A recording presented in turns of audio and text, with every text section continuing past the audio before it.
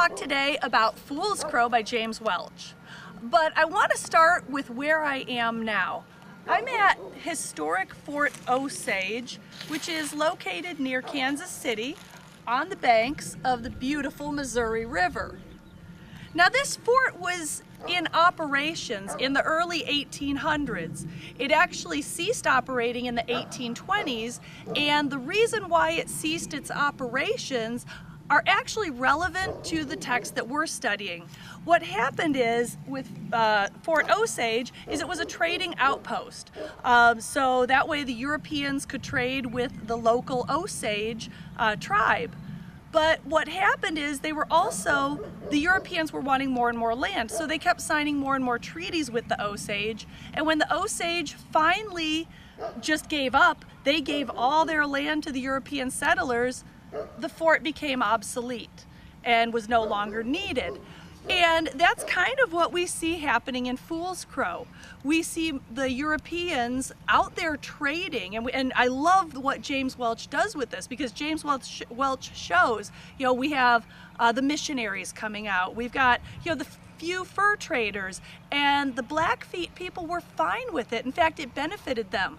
They got a lot more European products. They got the flannel cloth. The ladies loved the flannel cloth. The men liked the repeating rifles. Earlier than that, they liked the muskets. So we're seeing the same type of thing going on in Fool's Crow. We're seeing this clash of cultures where at first it's a little beneficial. The Europeans are getting some furs, they're exploring the land, and the Blackfeet tribes, the Pacunis, the Lone Eaters, the Hard Top Knots, all of them, they're getting some products that make their life a little bit easier, the flannel cloth, the many shots rifle, all of that.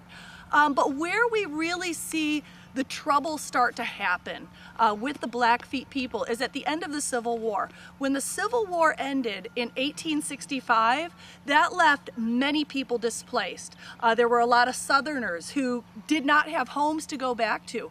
There were a lot of soldiers who just wanted to, their way of living was over, and they heard there was gold out west. There was land out west. There were cattle to be driven out west. There was lots of opportunity in the west. So the Europeans were moving further and further west, and the Montana area was being developed, which is where, if you looked at the map at the back of your book, you saw that that's where the Blackfeet were located.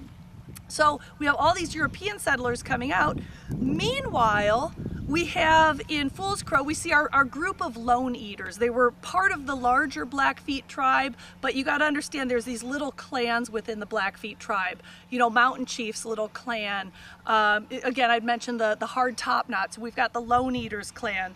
But what was happening though is we see the effects of Western migration, Western European migration, reflected in this one individual clan. And as readers, we become very much part of and very much concerned with the clan, specifically when we find out that Red Paint is pregnant. Because now suddenly it becomes personal. It becomes, a protection of the innocent. So where did we see this clash of cultures? How did we see this develop? Well, in a couple of ways. First off, we saw the deterioration of the culture through the loss of the buffalo, because we know that the tribes, the Plains Indians, were very dependent upon the buffalo. They got a lot of things from the hide of the buffalo. Their homes were constructed of the hide. Their robes were constructed of the hide. There were other things. The hooves of the buffalo, they were used for glue, for making glue. There were the bones and other parts of the buffalo were all used for a variety of reasons. And we saw that there was a deterioration of the buffalo. We do know from history that there were people who would just ride from trains and just shoot buffalo and kill them. And it kind of, Welch speaks to that with that lone Napaquan who's out there hunting animals and not doing anything with them, just to kill them. And remember, Raven went to Fool's Crow and actually said, you've got to do something about this Napaquan. He's killing the animals and just leaving their bodies lie. Raven said, at first I liked that because it provided food for my family, but it was more than we needed.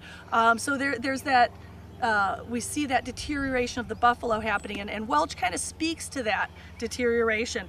Another thing is that we learned is that the Blackfeet are migratory. So they're used to hunting north to south, to moving their camp. But as the Europeans were coming out, the Europeans were settling on these lands. And now suddenly, where they used to hunt, the Blackfeet could hunt no longer. There were cattle that were replacing the buffalo. So we had all that stuff going on, and we can see how the downfall of the Blackfeet people happened, much like here at this fort, that kind of represents the downfall or the deterioration of the Osage.